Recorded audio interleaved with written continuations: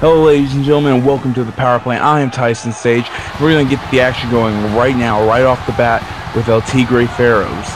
He'll be taking on a tough challenge in Explicit, and we start off kind of fast, so not to ignore the voice of the power plant, Christopher Billings. Good evening, ladies and gentlemen, and you said it best, xRuKo. He's got a great opportunity tonight facing Explicit, the current international champion. And xRuKo is not some rookie, some jobber that we have on the roster. He's a certifiable wrestler. He can go, and he has a plain look, but he's shown he can go in the ring, and he's no slouch. And Explicit can't just rest on his laurels when he's facing. That is very true. He's an international superstar, and he's globally known. And right there we have our champion holding the beautifully designed international championship.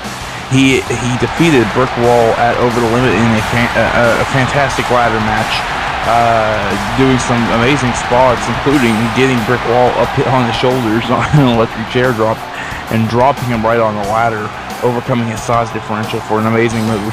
You know, is that just me, or has Explicit kind of taken on a whole new attitude? I mean, I mean, you can see it, but then like, you can kind of see it and hear it in them, but then as he works in the ring, you kind of see the old Explicit.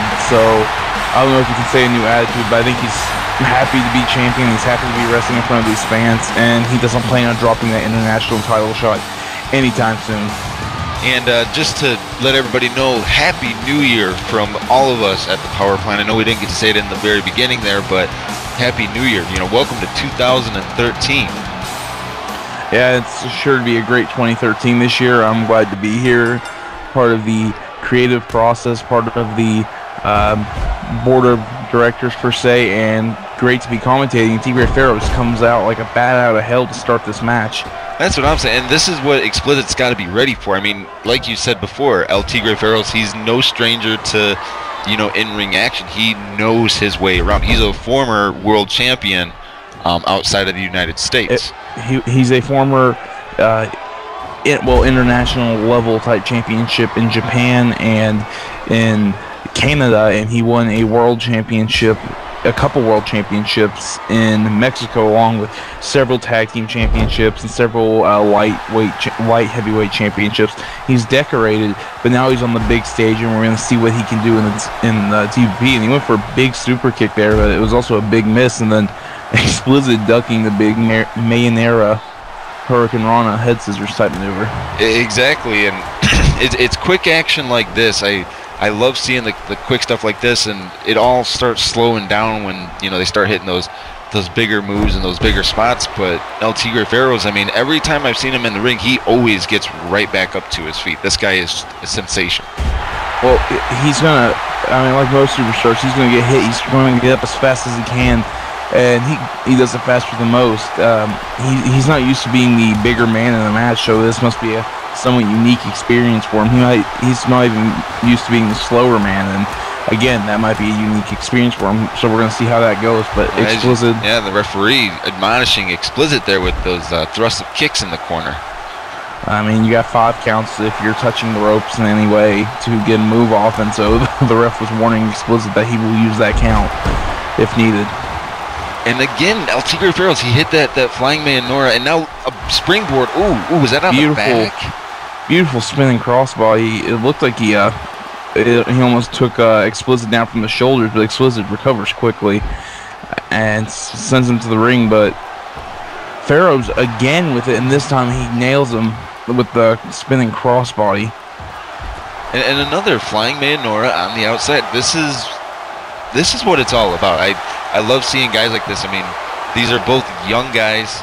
You know, they're both hungry. I mean, Explicit's got the title right now, but you know he's still hungry for more. Oh, yeah. I mean, he's not just looking to rest at the international title, with the international title. He wants more. He wants the beautiful springboard neck breaker, float over neck breaker there, but he wants the world championship, just like xRuKo wants the world championship.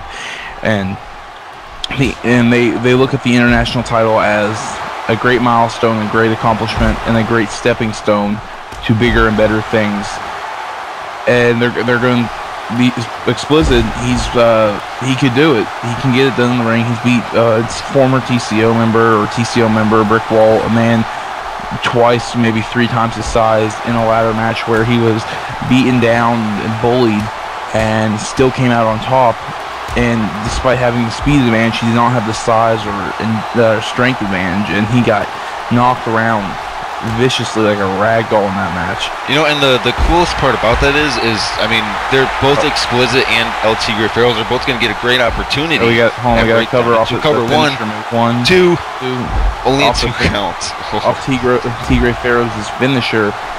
That vicious kick right there. Well, yeah, as I was saying, you know, they're both going to be in the Rumble, so if they win that, they get a title shot at the Royal Crown Challenge. Yes, at the Royal Crown Challenge.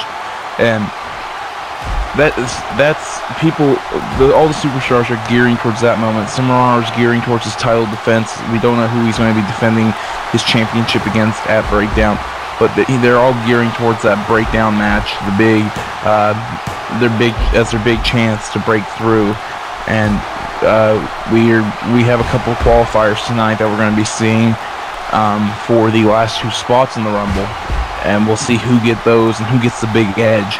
But it's a big match, and it gives you a shot at the world champion, who's currently Seannaners. I gotta ask you, Sage. Like I said, I know we forgot to do this earlier, but how was your holidays? Yeah, they were great. Spent time with some family, and I even did some work over the holidays. Did some scouting, and we got some nice talent coming in, and a couple of nice surprises for the TPP audience. We're branching out, starting, getting the TPP brand out there. Big kick to the face, Jesus! The vicious kick. The referee Terry Gates tries that. 2, 3, and that one is over. Did you see how? Oh my God, that was dirty. That was such a vicious kick.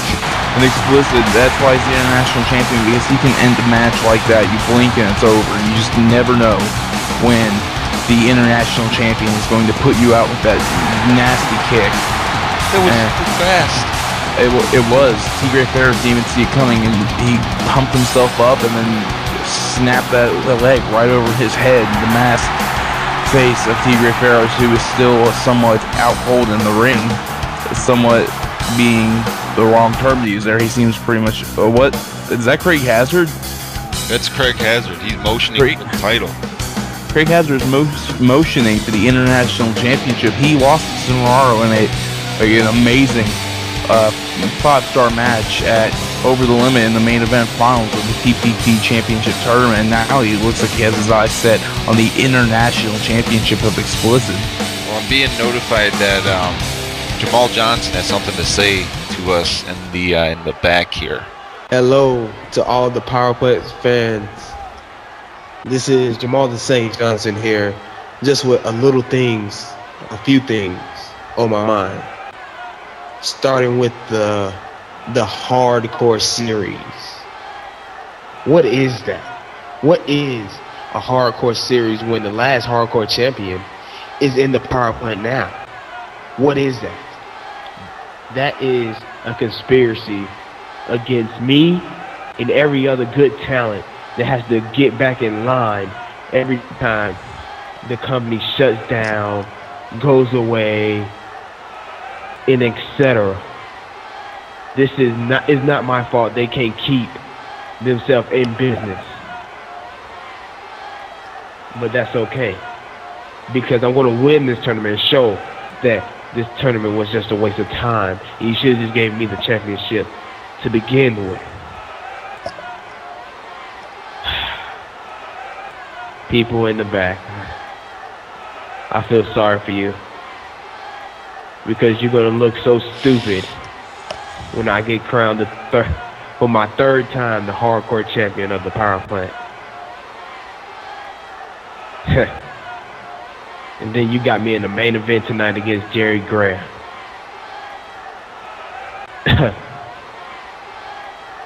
You put this protege of Die Hard in front of me for the hardcore series. Let's be honest. nobody can stand in my way of getting what's rightfully mine. And I'll just use Jerry Graham as a stepping stool just to show everybody in the back, in the front office, everywhere, that I am the true hardcore champ.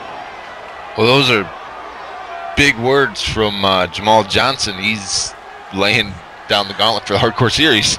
He doesn't seem too happy, and he has a rightful gripe. He was the champion when the power plant ceased operations temporarily, and but it's been set in the past precedent that when the power plant closes and reopens, the championships are vacated. Just ask Jordan.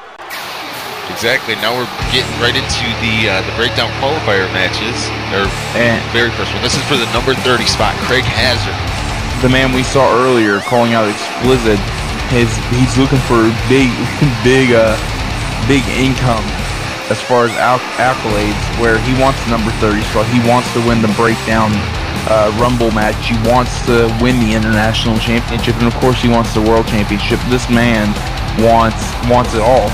Well, you know, and the thing was, and I know we keep talking about this, but Hazard just came up just a little short at over the limit. I mean, all it would have taken probably was one more vertebreaker, and it probably would have been it for Semeraro, but it was the same for Hazard. I mean, it took the muscle buster to put Craig Hazard away. Semeraro hit the T-bone suplex. He locked him in Boston's best submission. Neither of them put away. He had to take a step back, assess the situation, and pull out a move that we see when he feels it's necessary to make a statement or to put someone that won't go down away. Well, how about his opponent tonight, though? I mean, his opponent is no joke. This guy won the Rumble last year. He won the Breakdown Rumble last year. Extreme. Making his return. One of my favorite guys to watch. Extreme. Last year's Breakdown Rumble winner. I mean, what else can you say? He survived the 30 men that won the shot, won a shot, which of course didn't translate to anything because of the results. So when we re-signed him, talked to him, we offered him this shot to earn the number 30 spot in the match. You know, I remember, for those of you that don't know, although Tyson Sage does do a lot of the signing of the newer talent, bringing back the older talent, I was with him when he was re-signing Extreme, and Extreme was very humble. He said that he's here for the sport. He's not here just for the accolade of being the champion, but he's here for the sport, and he was okay with just having to compete to re-earn a spot. So, well, I mean, of course, both these men are going to be in the breakdown match, but it's not a matter of getting into the match, it's a matter of seeding and where you place in the match. And we have a somewhat contrast in styles in this match, and because Hazard he's like Semeraro in that he likes to be technical, and then if the need arises or if he feels it, go to the air, whereas Extreme is just raw power, and he does have some technical aspects to his game, but for the most part he's just going to sling you around the ring until your body's too sore to get up. Exactly. And I don't get us wrong, Extreme is a powerful, quick guy, but he's not as fast as Craig Hazard, and Extreme knows. I mean, look at this. I mean, Hazard using his speed to his advantage, taking out the legs. He got out of the way of that quick clothesline and followed it up with several shots to the leg, and Hazard's doing the smart thing, working over the legs to take away the base for those power moves that Extreme likes to use. And he's going to hit the ropes with Extreme right there. Right there, that big one-handed spine buster using Hazard's own momentum against him. I've never seen anybody in the power plant ever do anything remotely similar with the one hand. Like, that's one-handed raw power. And a big surprising scoop slam by Hazard, getting the big man up, and he's going to whip him into the corner. The official almost got caught up in that, but Hazard firing off a chop and then working the big man's abdomen and chest over. Hazard gonna beal him. He's gonna beal him. It wasn't too high, but he bealed him. He tossed him about 2 feet. A nice little hip toss. It probably didn't have much effect, but he still got him off the ground and up into the air. And this is what it's all about, folks. And that could break your neck. And this is why we say that these guys don't try this stuff at home, guys, because these guys are trained professionals. And nice little, he transitioned to a wrist lock and then shot Northern Light suplex over into a armbar. He's working that submission on extreme. I mean, at any point, any person can tap out to any move. It's just a matter of knowing how to apply the hold. And I know Hazard knows how to work a submission or two. And extreme, he uses his raw strength and just his veteran status to get out of that hold, and followed up with a nice offensive sequence here with that, concluding with that knee drop. Exactly, and this is what I love seeing. These guys, even though some of them have been here for a while, they don't mind going out there and putting it all on the line. You know, they don't mind going out there every week and doing everything they can. Oh, a nice takedown followed with a roll through to the arm and a knee right to the wrist. And now he's going to stomp right on an elbow. Oh, that could do some major damage. He's taking out the limbs where all the power comes from on Extreme, getting out of the way of what seemed to be like, looks like a big move in the making right there, and he gets back in the ring to a tie-up. Oh, exactly. I mean, Extreme played it very smart there. Big side kick. Yep. Oh, and a nice big boot right there, sending Hazard right to the mat. And it seems like Extreme's starting to get into a roll. I'm sure ring rust is going to play a factor. And another side kick right there. I'm sure ring rust is going to play a factor and such. And I mean, because he hasn't competed since last year. Yeah, since last year. Almost a year from now. He's going for a cover off the elbow. 1, 2. No, Hazard gets up. So I'm sure Hazard has a clear advantage after. I mean, if there was any type of ring rust on Hazard whatsoever, which I guarantee there wasn't because he got through the tournament, but he only wrestled once in that month span.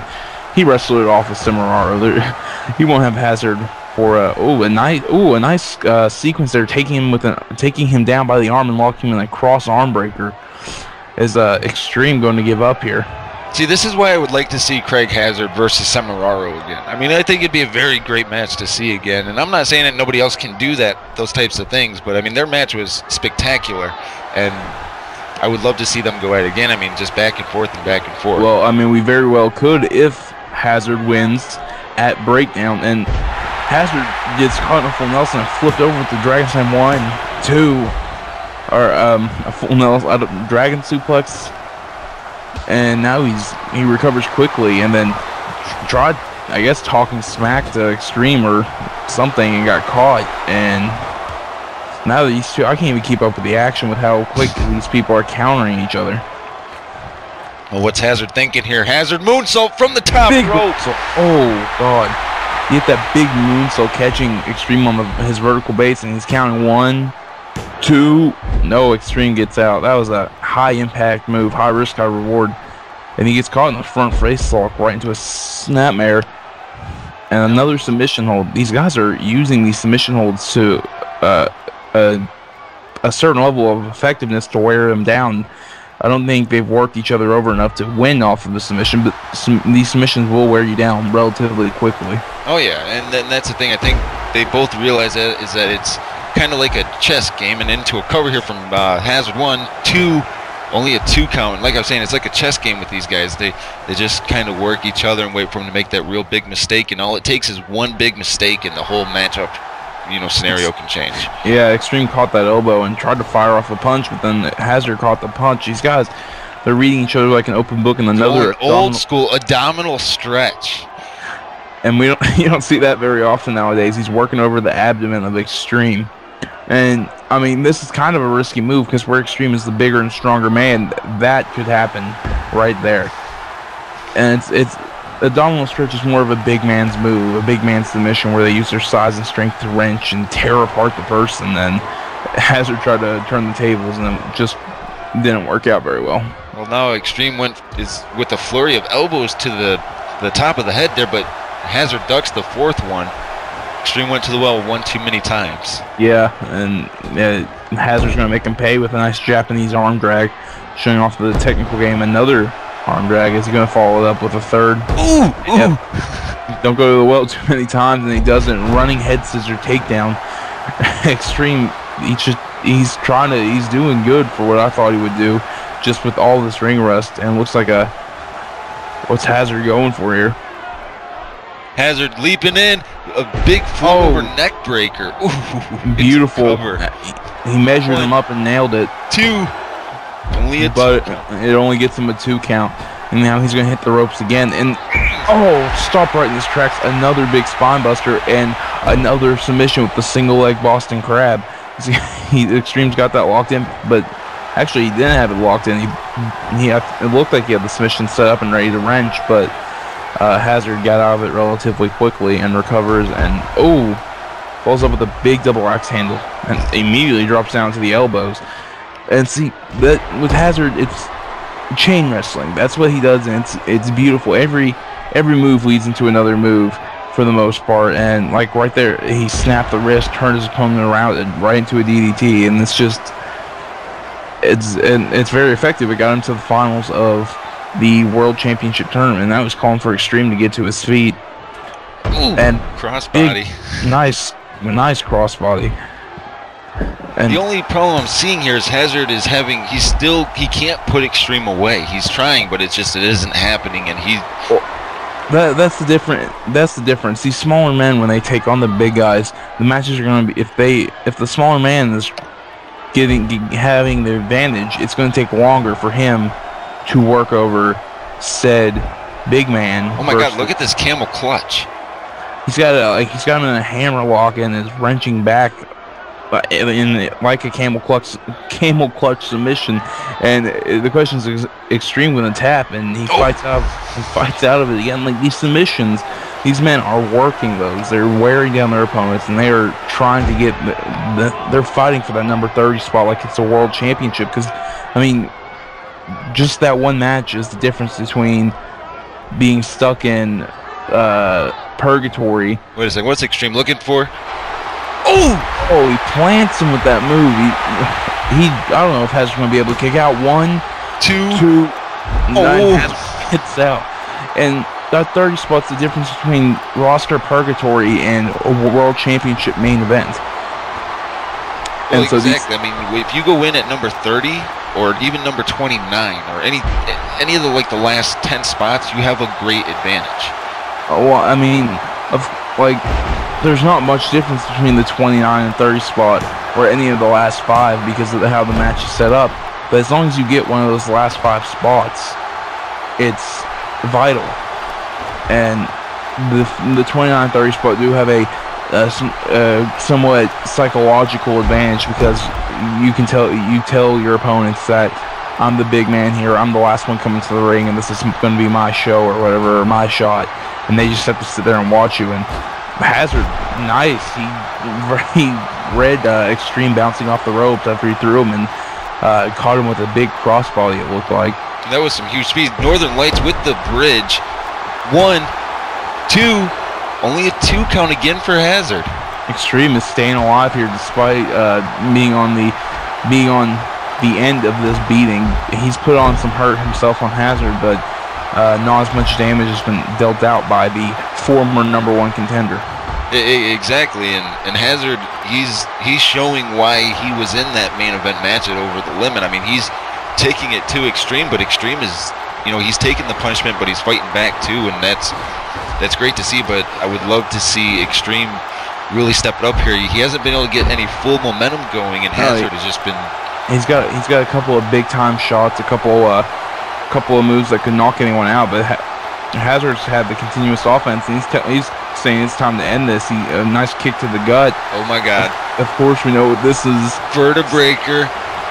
Hazard with the big vertebraker. That's a sickening move, and now the referee with the count 1, 2, 3, and this one is over. Extreme could not pull through, and the former #1 contender is now the last entrant in the Breakdown Rumble match.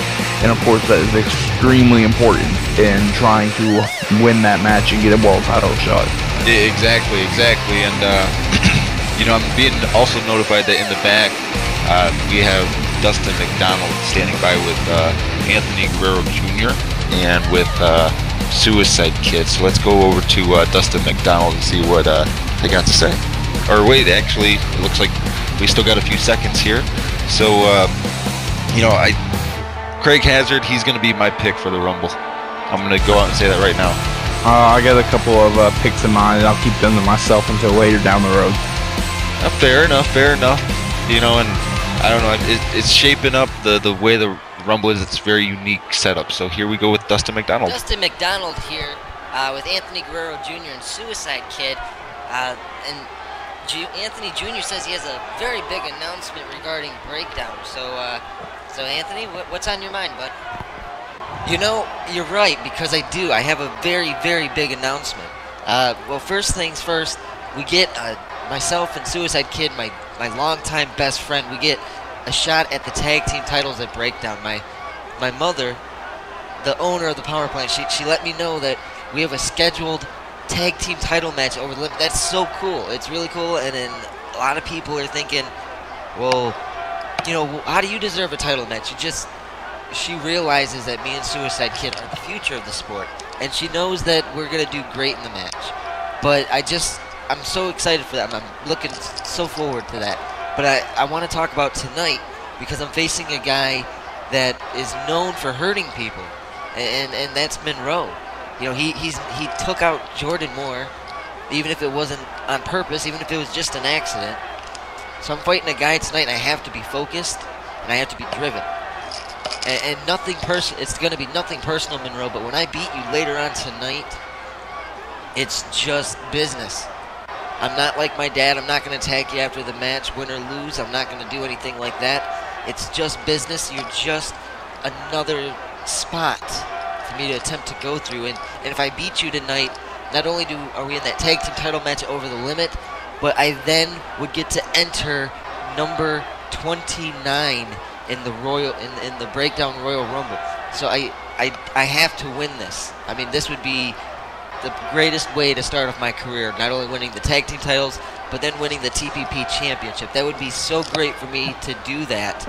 So Monroe, I wish you the best of luck tonight, and for better days ahead. Good luck to you guys at Breakdown. You're gonna need it, because you're looking at the future tag team champions in Anthony Guerrero Jr. and Suicide Kid. What? Okay, so the other Breakdown qualifier is going to be Monroe versus Anthony Jr. And I have all the respect in the world for this kid, but I think he's a little deluded to think that he has a shot at beating Monroe, just because Monroe, I mean, Anthony Guerrero's relatively green. He's new, and Monroe's a world-class athlete. Exactly, and now Diehard's in the ring. You know, it's 2013, and maybe it's time for me to turn over a new leaf. Maybe not.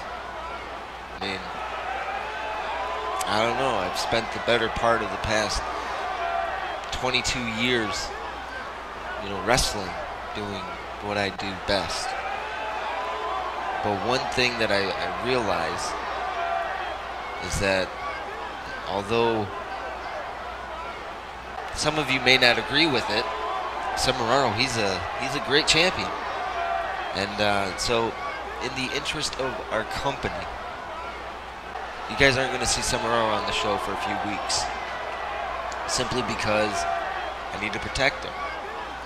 You know, the sales, merchandise sales are skyrocketing right now since the End Game won the TPP title. So for the most part, for the next few weeks up until Breakdown, we're going to see no Semeraro appearing on the show. And plus, I want him to, you know, recuperate from his match that he had with Craig Hazard and things of that nature. So don't get worried. You know, he didn't get fired. He's just taking a couple of weeks off to heal. That's all he's doing. And, you know, I want to remind everybody in the back about what Breakdown's all about. If you win Breakdown, you win the Rumble, you get a guaranteed title match at the Royal Crown Challenge. A guaranteed title match for the TPP title. Which I'm sure that Semeraro will keep the title through that time period. I mean, after all, he did beat Craig Hazard in a beautiful, beautiful matchup at Over the Limit. And he gives all his heart and soul every time he goes out there in the ring. So I don't see why he would not be able to deliver the goods. And then one other thing You know, I see all these new, fresh faces coming through developmental almost every single day. And keep working at it, boys, because one day you may get up to the main show, but it just isn't happening today. And as for anybody who is trying to contend for the Power Plant Championship, you're just going to have to get in line, because Semeraro right now is the top of the heap. He is the main man. He's the standard in the power plant. So if you can't meet that standard, then unfortunately you won't be getting a title match anytime soon. But I just wanted to come out here and let you all know that that's the reason that Semeraro isn't here tonight. He won't be here for a couple of weeks. He'll be at Breakdown. I can guarantee you that he will be defending his title. But like I said, I want him to be at 110% when he's defending his title, because he'll successfully defend, I'd imagine. And he's a great champ. I know at first I wasn't warmed up to him and I wasn't too happy he won, but I realized something when the new year rolled around here. On the 31st, I realized something, that the times have changed. It's not the way that it used to be. It used to be Die Hard was always on top, and I'm still on top, don't get me wrong, but I got to share a little bit of the spotlight with Semeraro, as he is the current TPP champion. So I'm okay with that, though. I will give him the credit that he deserves. So I hope you all enjoy the rest of the night. There's, a whole bunch in store for you. But don't be upset when Semeraro doesn't appear until Breakdown, because that is his next scheduled appearance. That is going to be his next paid appearance, is that Breakdown. So we will see you guys then. Again, enjoy the rest of the night. I am the CEO of the power plant, Die Hard. That's not a Die Hard I'm used to hearing. And I think it's a bunch of crap. I sit backstage with that man and his wife for hours, and I think he's talking out of his ass right now. This man is stubborn. This man does not change his opinion about anybody unless something drastic happens, and especially with Semeraro, I think we're seeing something fishy right now. Well, I mean, Semeraro's contract isn't scheduled to be re-signed. I know we're not supposed to disclose this stuff, but he signed a 3-year contract, guaranteed contract, where he couldn't be fired for 3 years, and that started in November. So there's no way it was a renegotiation of a contract. I mean, I'm sure that we're gonna see something that we're not gonna like here soon. But of course, with Die Hard, you never know what's gonna happen. So we're just gonna have to wait and see. Well, the way he came out here, it's just his son, Junior. He gave this big announcement for Breakdown about the tag titles, but now he's got the opportunity tonight to compete for the number 29 spot in the Breakdown Rumble. However, his opponent is not somebody to take lightly. Junior's in trouble. As much as I love this kid, as bright of a future as he's got, that's the future. The present is Monroe, the present is Semeraro, the present is Hazard, and the present hurts. And he's got to take his bumps and bruises, and tonight, I'm not seeing much of a chance for Anthony Guerrero Jr. to secure himself a spot in that last group in the Breakdown match. I mean, I would like to say that I would disagree with that, but I really do agree, because as I've said numerous times, the one time I met Monroe, I walked up to him and shook his. I was shaking. I was shaking from head to toe, and it's so overwhelming when you stand in front of this man. Oh, as you can see, there's a presence about him, and I'm not gonna say it's fear, because it's really not, but it's just that everything with him comes down to it's just everything is mechanical, it seems to him. I've never had a literal conversation with him. I mean, I helped in his contract negotiations, never directly contacted him or anything, but everything just seems to be, everything works in a way to him that is different to everybody else, and different to even our world champion Semeraro, that only Monroe understands it, and only Monroe can make that formula work. And he's survived Jordan Moore's onslaught, and it's actually taken Jordan Moore out of the power plant. along with surviving that onslaught, and now he's got his eyes set on the breakdown title of the breakdown match winner. Can I change my pick for the Rumble? I want to choose Monroe. Well, I might hold you the hazard, but either one of them a good as pick as any. But with that match you never know. But if you're going to take someone, Monroe might be the safest bet. I mean, we were right in front of it while it was happening, and if you didn't see Over the Limit, you need to go watch it, because it was, oh my God, it was just crazy. And now look at Monroe already starting with the mind games. Look at it, he got out of the ring as soon as the bell rung. He's acting like Anthony Guerrero Jr. is not even worthy to be looked at, to be considered an opponent. And he just taunts him, and I don't know why Anthony would chase after him, but Anthony did, and now he's getting his head punched in for it. He's trying to fight back. Junior's trying to fight back, but Monroe just so quick. I mean, do your best, Anthony, but I'm telling you right now that this isn't going to end good at all for you. Oh, no, this isn't going to end well for Junior. I just don't see it ending very well at all. I mean, and now the referee's already up to a 4 count. Monroe doesn't even care. I mean, well, he's smart. He's not dumb. He's silent, but he's smart, and he'll use the outside to his advantage, and he'll take as long as a 9.75 count, as long as he gets the job he wants done, and pulled Anthony back into an uppercut, but Anthony quickly getting his shoulders off the mat. Oh, and now Junior trying to mount some offense here. Junior just going right for an armbar. He's going to try for an early submission. He used that speed, but Monroe using his technical prowess to get out of the submission. Then Anthony Guerrero, he's got to knock some cobwebs loose or something just like that before he tries stuff like that, using like 5 consecutive kicks. But again, went to the well one too many times and got his head taken off for it. Exactly, and this might be a fun, useless fact, but for those of you that don't know, when Monroe trains, he blogged about this one day, but they sit in a rest hold for 17 minutes. The longest rest hold that can be applied before somebody will technically pass out would be about 18 minutes, and Monroe holds a record for having it locked in for 17 minutes before the person who was giving it to him finally said, "I can't hold it in anymore."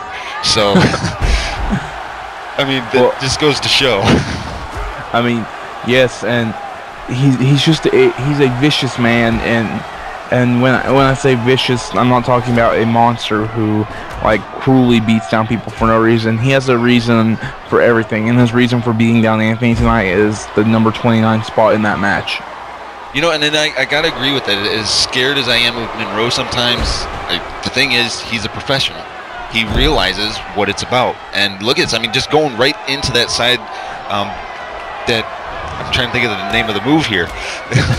Well, I mean, with Monroe, there's so many moves. There's so many, and we're seeing another abdominal stretch by Monroe, and Monroe's the bigger man, so this move is going to work better for him than it would most.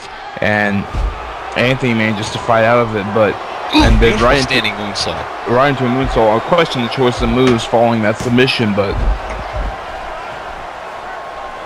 I think Junior he's trying to get that early pinfall. I think he's realizing how serious it is. Oh, beautiful springboard clothesline. He should have went for the pin. He should have went for a submission. He should have went for a pin off of that. Yeah, he should have, but of course he didn't. So now he's got camel clutch walked in right there, and we're going to see if he can tap Monroe out, which he cannot. He gets planted right into the mat. And see, that's the thing. Like with somebody like Monroe, you got to be ready. You know, you got to be ready for anything. And Monroe, one of the best in the business today. And he just wasn't the best overnight. He had to work at it and train, and all that training concluded into his shot and eventual hopeful run at the TPP Championship. Did you see that chop block? Anthony Guerrero he lunged at him, and Monroe ducked down, drove his shoulder right into the kneecap of Anthony. Now he's working over that leg.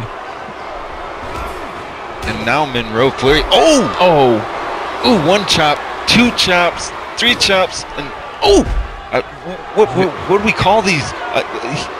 We don't have to call them anything except for painful. He's taunting something. What? What the hell is that? Is that even legal? Can he? Oh my god! Oh my god! What is on his hand? Can he do that? Is that a legal maneuver? I don't know, but is Junior unconscious? Junior's out cold. I don't know what Monroe did with that miss, but Monroe's not moving, or not Monroe, but Junior's definitely not moving. The referee, it looks like he's put some salt by his nose, trying to wake him up here. Oh man, wow. So Monroe gains the number 29 spot in the Breakdown Rumble. So like I said, I'm gonna switch my pick to Monroe. I want to see Monroe. And but like I said, it's a better pick than most, and just as safe a pick as you can get in a match that's all about luck and placement. Exactly, and the higher your number is, the better luck you have. You know, the more probability. I mean, Extreme last year, when he entered at number, I think 15 or 16, and he won, but that's because he was a bigger superstar. But it looks like we're gonna get an appearance from Titan. Oh wow, it's a nice surprise. As everyone may know, my name is Titan, and I am the most dominating force in all of the power plants. Last week, I lost my first ever fatal 4-way match, but yet I decimated everyone in the match. Then came along Rose, Angel, or Angel, whatever you want to say, and who luckily got the free count on me. Rose, next time I see you, I'm gonna snap you in half with the end of days. And your days are numbered, boy. I didn't even know that Titan was scheduled for a match tonight. Well, we're about to see him, and he's not happy about losing that fatal 4-way opening match. Those 5 points were valuable, and he's heading to the ring. Looks ready. Looks ready to go. Looks serious. He's jacked up, and we're gonna see what he can do here. Oh, but Rose Angel from behind. Oh! What does he do? Rose obviously not taking too kindly to what Titan had to say about the fatal 4-way, and now it looks like Rose Angel's in the ring now. What's he doing here? He's saying something, but now he's getting out of the ring. He was trash talk. Oh, he's got a chair. Don't do it, man. Don't. Oh. I don't know why they're ringing the bell. The match isn't even started yet. Rose just smacking the chair over the already somewhat unconscious body of Titan. You know, I gotta say, I think Titan's in for a big awakening with Rose Angel. This match was scheduled for after the Titan match, but I guess we're gonna jump right into it as the officials help Titan back to the back.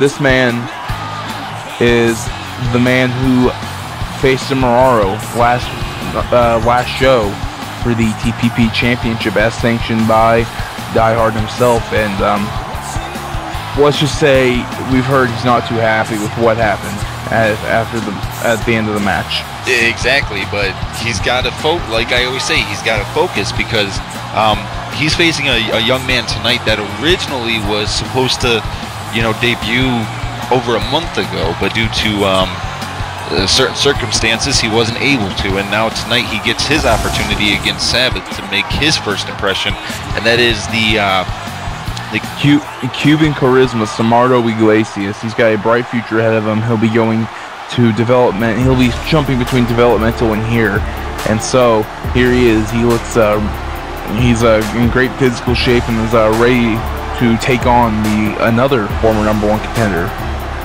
Well, this guy is ripped. I mean, he's built. Yes, he is. He looks ready and willing, able, and ready to take on Sabbath. And maybe if he can pick up a win here, maybe earn himself a spot on the main roster. I mean, he's fighting for a overall contract, period, because of some problems that there were, but we're gonna see if he can get the job done. Exactly, and if this guy's in the Rumble, he might be my pick. I mean, he's pretty big. He looks serious. Yeah, he does, and it's and like you just saw, he is in great physical shape. It's not just strength and size; it's agility and athleticism. Oh, missed, but then a big crossbody from Sabbath there. And Sabbath, I mean, he went toe-to-toe with Samaro twice in two good, two great matches where he had Samaro close to the ropes, and he just, the first time couldn't quite do it, and then Samaro, the last time he faced Samaro got a little help from James Braden, but Samaro was just as shocked as Sabbath that Braden would come out and spear his opponent out of nowhere. Well, exactly, and like we were saying, Sabbath, he's upset with what happened because that was his title opportunity, but I mean he's got to focus on Samardo Iglesias here because Samardo is a big guy. I mean, he's great shape. He's in great shape. He's always in the gym. He enjoys the finer things in life. He's a man of taste, but he loves the thrill of competition. He played football and basketball in high school and college. And catches him float over neckbreaker. That's a rookie mistake there. Yeah, and found his way to wrestling a few years ago. He's about 28 years old. Is starting off a little late in the wrestling business. He's been wrestling 3 or 4 years, but he has shown great promise and learned the business quickly. And as you see, he just drove Sabbath right to the ropes and drop kicked him, sending him over the top. And now he's taunting him, telling him to get back in the ring. I mean, this is... the referee admonishing him, and he gets distracted by the referees, and by the referee, and gets decked by the big kick to the back of his head. Well, now Iglesias off the ropes here. It's a little shoulder on shoulder there. Did not knock Sabbath down, but now Sabbath trying to fire off some rights and a back chop. Yeah, and I mean, I don't expect anyone to come out here, and I don't expect Die Hard or Melinda or myself to send anyone out here that can't go, so it's not shocking to me that Samardo is going toe-to-toe with Sabbath here. What's shocking is Sabbath, it looks like he's taking it right now. He's not doing anything major to stop it. Yeah, exactly. He's not doing that big heat. Sabbath has stopping power. He can stop somebody dead in their tracks. He's not doing it.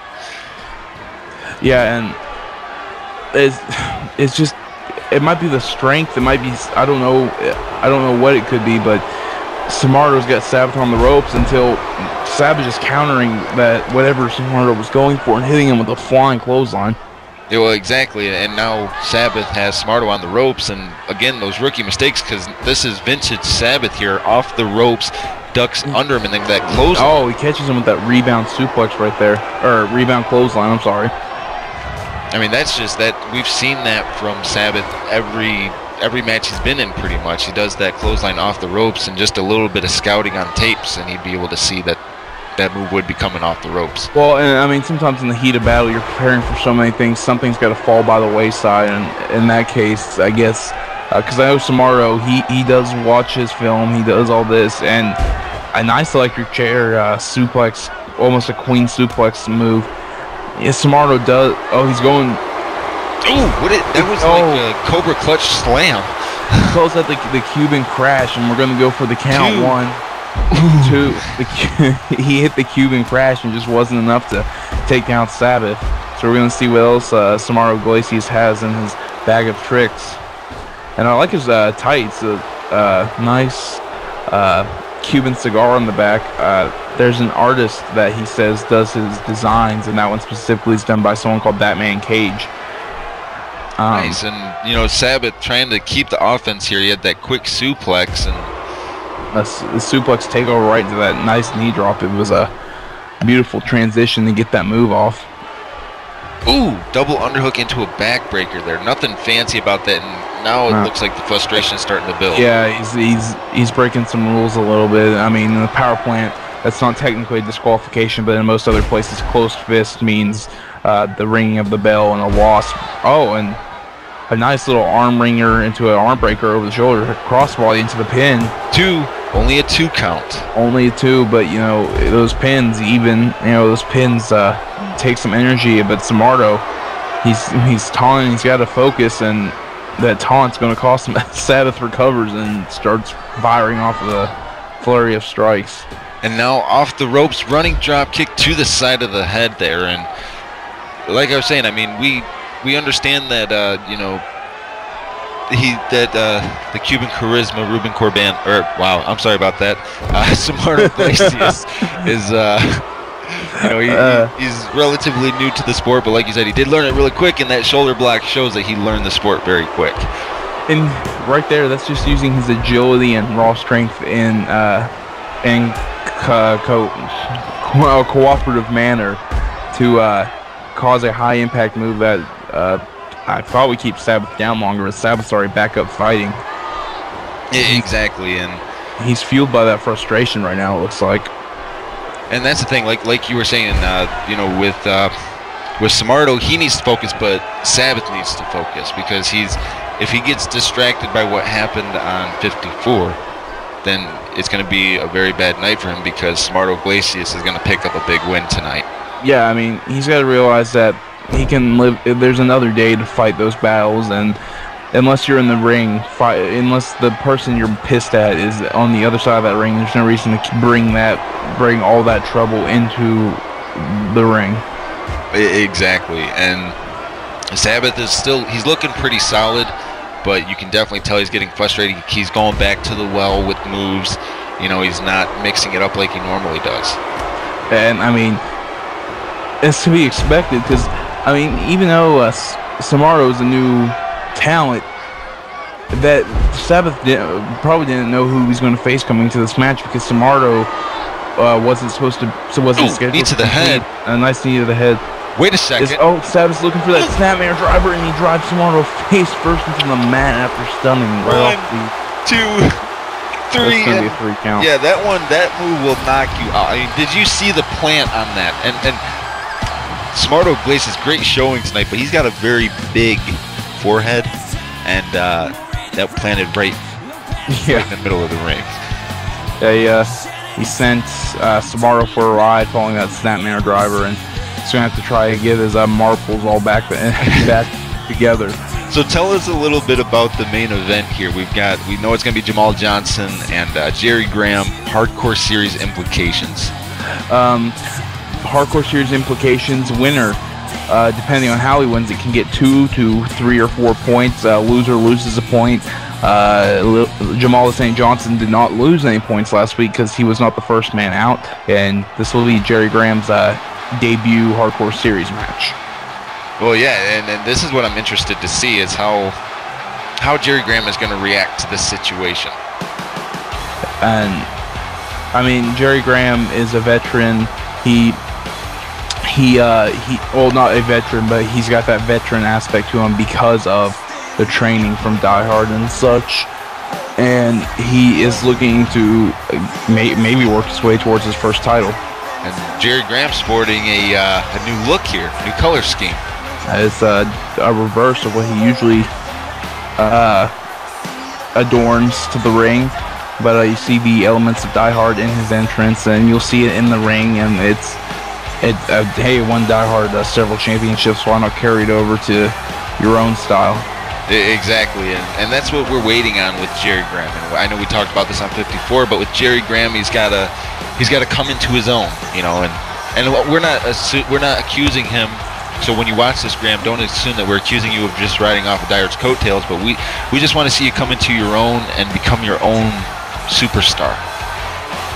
That's what we want to see, and he has all the tools to do it. He has to apply it. Yeah, he does, and I'm sure Saint's no slouch either, so I expect a great hardcore match, because I mean, both Saint showing he's a 2-time hardcore champion, and Jerry Graham is a hard-hitting, no-nonsense type of guy. Well, I think if anybody can do to help Jerry Graham to become his own superstar, Jamal Johnson is the guy that's going to help him do it. Jamal Johnson isn't going to go easy on him. The Saint is going to make him work and make him innovate his style, and think on his feet, make him think a little bit outside the box in this match with what he does in the ring. Well, exactly. And Saint's not a former hardcore champion for no reason. He knows what he's doing in that ring, and he knows that it's going to be a long day for anyone who underestimates him. Exactly, especially when you go into a hardcore match with this young man. I mean, we've seen him get pretty hardcore. We've seen him throw chairs directly at people's foreheads, shades of Sabu, and knock them out. So yeah, you probably don't want to be in that guy's way when he's chucking chairs and setting up tables and setting up trash cans and the whole 9 yards.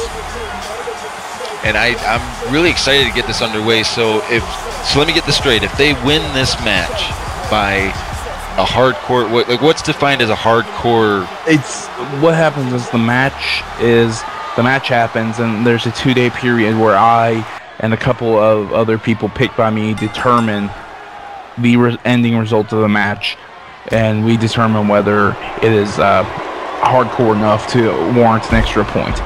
Okay. All right. So it's based off of a warrant system from management, basically. Yes. Okay. All right. I just wanted to. I was wondering about that because I know some people were a little unsure about that, and I got a couple of Twitter messages about that. They asked about the hardcore series and stuff, and now Saint's taking control of this matchup, and this is what we were talking about. Saint's going to take control, and Jerry Graham's not going to know how to respond to it. Yeah, a nice arm drag right there following the forearm. They whipped him into the corner, and then a big, like a springboard moonsault right out of the corner. He used the momentum he had from shoving Jerry Graham back and then that quick diving for him. This matchup is going to be very quick paced as long as Saint stays in control. Yeah, and I mean, we've seen Saint run a slower style, and he does it well enough, but he doesn't. It's not what he likes to do, and that's where his offense kind of can sometimes come back and bite him. But if Saint is, keeping a relatively high pace, then we'll see him get the advantage. Where with Jerry Graham, it's the opposite. He likes to keep it slower and a little more hard hitting.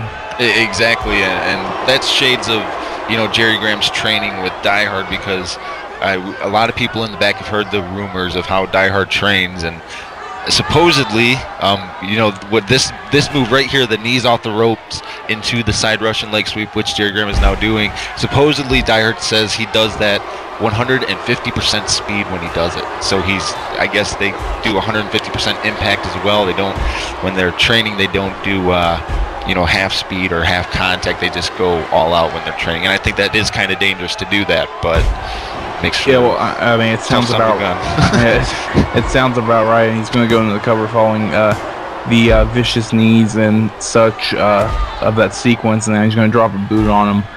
And it doesn't surprise me if they do that. It's not smart, and I can understand going full speed, but going any harder, going out your way to hurt somebody during training. It fits Die Hard's MO, but it's not intelligent in any way. Well, exactly, and and my biggest concern is with as green as Jerry Graham is. I mean, because and I know that he doesn't have many professional matches under his belt. So with as green as he is this the right? I know that you didn't directly book this match. I know you had a little bit of an influence on it because you wanted to see Jerry Graham get into his own character. But with as green as he is, do you think it's a wise choice to put him in a match with Jamal Johnson? I think that with his experience, and though his experience is limited with how he was trained and who he was trained by, that he has enough experience to match up with Jamal here and think on his feet enough that I think he has a shot. Whether he actually takes that opportunity and wins this match and gets going in the hardcore series is a whole nother question entirely. Well, Jamal Johnson just made him eat a chair in the face and then stomps on his ankle with that chair. He wedges the ankle. That can cause some serious damage, some cartilage tear, some bone chipping if you're not careful trying to defend that. Another steel chair shot. Now we're on the outside here, and now a kendo stick is in play. The Saint grabbed the kendo stick from under the ring and was beating on Jerry Graham, and now Jerry Graham turns the table and returns the favor. Well, at least Jerry Graham is kind of getting the hardcore aspect, but they are very close to us right now. I mean, they're like, Jerry Graham is 6 feet away from you right now. yeah, I'm not liking how close they are. I know how protective you are of your table and such, and really don't want to hear you complaining the rest of the evening about your table. Well, I'm just saying though. I mean, this part of the arena, the wrestlers should not be in. Well, I mean, hey, if you have such a problem with it, come to me, come to Melinda, come to Die Hard, and say put the announce table up on the stage. Well, I like interacting with the fans. Well, okay, then you can interact with the fans that are right in front of the stage. Otherwise, don't complain about the wrestlers walking 3 feet outside the ring and getting near your table. When they start touching your table, that's when you can start complaining. But until then, don't worry about it. Okay, well, Jerry Graham, kendo stick to the abdomen there, showing that he can go hardcore. Yeah, you better back off the topic. I'm just kidding, Chris. But yeah. Jerry Graham is showing that he can be just as hardcore, if not more, than Saint delivering that a nice headbutt square to the dome. I gotta ask, did that headbutt even hurt Jerry Graham? I'm not sure. He's probably just as hard-headed as Die Hard is, so it probably didn't at all. That makes me laugh too, because it makes you wonder, like when they get their head rammed into like the the ring post there, like what Saint just did to Jerry Graham. Did it actually hurt? I'm sure Saint's still trying to shake some cobwebs, although he did have a nice splash there, but only for a two count, so it was to not much avail. And he gets tripped up as Jerry Graham recovers into a STO sweep type maneuver. And now Jerry Graham, positioning Saint up on the top rope here. He's hooking the legs on the outside. He's got a kind of like a stunner type hold, and on the chair. He did a cutter type move onto the chair. Saint might be out. 1, 2. No. Saint manages to kick out following that move, and not only kick out but get to his feet. And see, that's where the experience factor comes in, because Saint knows. He knows that any time you spend laying on the mat is time that you could be using to do moves. Yeah, and Saint's He's gonna stay focused. He's gonna keep going in the match. He's gonna do his best to make everything count. And we saw a move similar to that at the beginning of the night with T-Ray Pharaohs. And now he's working that high flying aspect. And now he's digging under the ring for another chair. Neither of these men are ignoring the hardcore stipulation. Well, I mean, it's there. It gives you the ability to use weapons as... Well, I mean, you're fighting to be the hardcore champion. You better be labeled hardcore enough to be the hardcore champion by the time you get there. And Saint's he's getting the table and he's making sure that it's known how hardcore he is. He is a 2-time former champion. Oh, look at that. Jerry Graham out of the ring trips him up. Jerry Graham getting smart and ducking under Saint as he got into the ring and yanking him off the apron right there. And now, again, right out in front of us, but Jerry Graham was just, laying the foot across the forehead. All right, come on, Chris. How long have you been commentating the PowerPoint? How many times have you gotten hurt from somebody doing a move near the announce? Okay, I haven't ever gotten hurt, but that's because those that are trained in the PowerPoint are very professional about. Okay, so don't worry about when they get near. Like I said, when they start touching and stuff, you can complain all you want, because I'll be complaining too. I was just stating that they were close to us, okay, Tyson? All right, get back on subject here. Yes, because Saint is dishing out the pain here. Saint and putting Graham upside down in the tree of woe, nonetheless. And he looks like he's measuring up for something. And he missed with his swing, a little bit of miscalculation. He completely whiffed with the kendo, and Jerry Graham went for a close fist punch, but he didn't get a lot of it, so now he's set up again. And now, right to the groin. That was right to the man area. He's not going to be having a good day tonight. He's going to need some ice after that. This is becoming a pretty hardcore matchup. Yes, Saint just took a kendo stick to another man's genitals.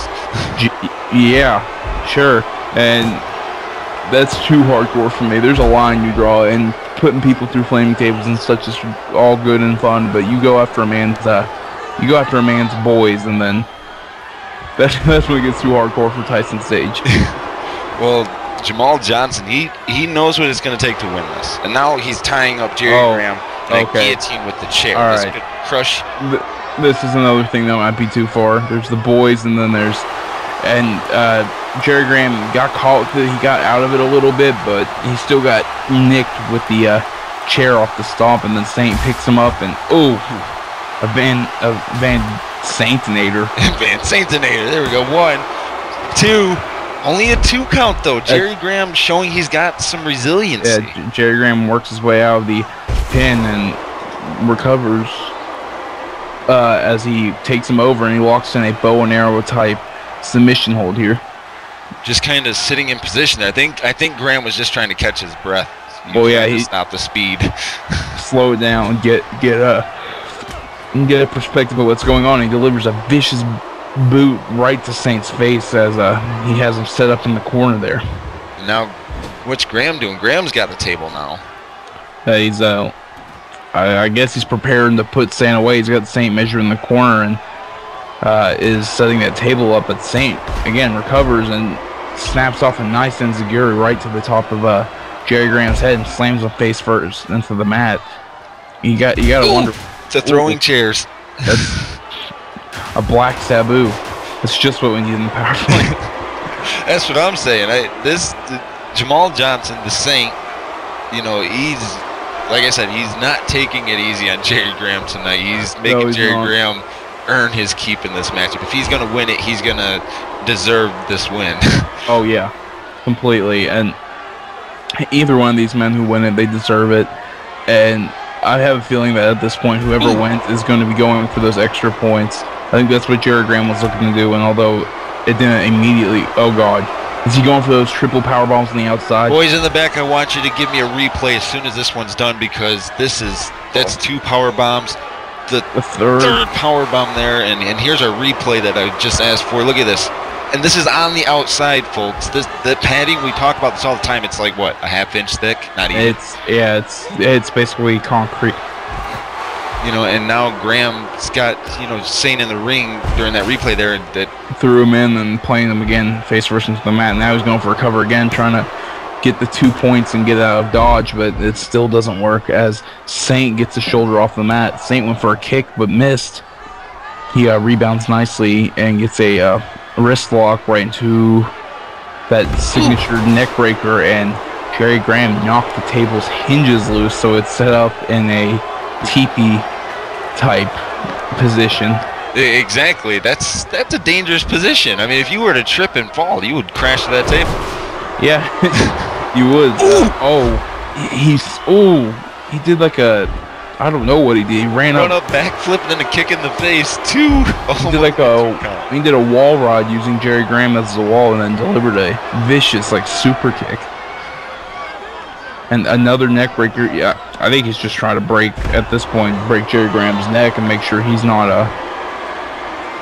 He's gonna break his spirit is what he's gonna do. That's what Jamal Johnson's gonna do. Now he's picking apart the body parts. I think Jamal Johnson's gonna win this, but I mean it could change on moment's notice. Well, I mean, I thought Jerry Graham was gonna win it when he hit the triple power bombs on the outside, but he didn't. So, and Saint's in control now, so we're going to see what happens as this main event progresses. And it's Jerry Graham, I think, his first main event, actually. We should probably point that out earlier. Yeah, he's doing pretty good being in the main event, but now he's going for the cover here. 1, 2. I think he should have went for the cover, though, off that triple power bomb. I think he might have won. Yeah, I also think he would have won it, but the clothesline. Oh, a nice back suplex right there, and Saint going for the cover, posing. 2. Only a 2 count. Definitely too cocky right there. But I think that for sure that if Jerry Graham had pinned off the power bomb, Saint has an obsession with that man's jollies, I guess. Now a garbage can. Now we have a table in the ring. We've got a chair in the ring. Now we have a garbage can involved in this matchup. We got a cane, a kendo stick. And so, I mean, it's a hardcore match. They're bringing out all the garbage into the ring. Jerry Graham not so good with swinging the garbage can there. Well, I think Saint rolled out of the way and he misjudged the distance before he could connect with it. So We're gonna see what happens. And oh, Jerry Graham, I think he was looking to suplex him onto the trash can. And I think Saint may have clipped it a little bit, but now Jerry Graham looking. It looks like he's looking for the triple power bomb again. There's one power bomb. This is sickening when you see this. Oh, two. He's got him up the third one. Is he going to? That was almost a 180 rotation. Yeah, it was. Yeah, I mean, he's just showing his ability, and he's got that line. The Boston Crab, high angle Boston Crab, walked in. Can Oh, he's wrenching. Oh my God, he's gonna snap his back. Yeah, Saint. It's either tap or snap here, and we gotta see what Saint's gonna do. Is Saint going to submit and Jerry Graham win tonight's main event? I think this is the longest somebody's actually been in this maneuver. Saint. Oh my God! Saint fights out of it. Jesus. Yeah. Both these men do not want to die. They're sitting here and they're making sure that one of them walks out as the for-sure winner following that power slam. Got to cover. Only a 2 count. Jerry Graham staying alive here, barely, but I mean both these men barely staying alive. And ooh, a vicious that could give someone a concussion. Another cover. Only a 2 count again. These kickouts, though, they're taking their effect on Jerry Graham. Well, I don't even think it's that at this point. At this point, I think they're just trying to get the 2 points and to avoid taking any more damage. Oh, that technical ability on that German suplex was out of this world. And Saint just basically telling the crowd to F off. And he's going to whip Jerry Graham right into the corner, and he's looking for that signature. I don't even know how to. It's just such a unique move. It's going to end with an elbow drop, though. Did you see how he grabbed that kendo stick when he was coming down, and he hit him with the kendo stick with his elbow? How do you do that? I don't know. He's dragging him. What is Saint looking to do here? I'm not sure what he's thinking. Jerry Graham trying to back away from Saint here. He knocked Saint for a loop there, but Saint a nice drop kick right there. Very close to going through that table. Kick to the abdomen. Oh my God. Oh, is he going for the Saint? That's right with the table. Oh my! He puts him through the table with the Saint's prayer. Oh my God! This has got to be it. 1, 2, 3, and this is it. Thanks for coming, Jerry Graham. Jamal St. Johnson wins the match, gets the 2 points, and more than likely is going to get that third point. Jerry Graham is bleeding. He's bleeding. Yeah, I'm sure he would after that type of match and getting put through a table right there. So it was an incredible main event with us. Jamal St. Johnson walking out with the points for the hardcore series. Jamal Johnson went hard in this match. And that he did. That is. Oh, and he may not be the biggest crowd pleaser, but when you watch him, he gets the job done. Exactly. All out, always gets the job done. You never go home disappointed when you watch Jamal Johnson. And tonight was just a spectacular night. We had all kinds of crazy stuff happening. I don't know what's going on with Die Hard and thinking the fans are going to start liking him or whatever. I don't know. I think he's trying to kiss ass and save face, but I think it's too late for that. And I think he actually has something up, an ace in the hole, an ace up his sleeve or something. Very true. And folks, we are out of time for tonight.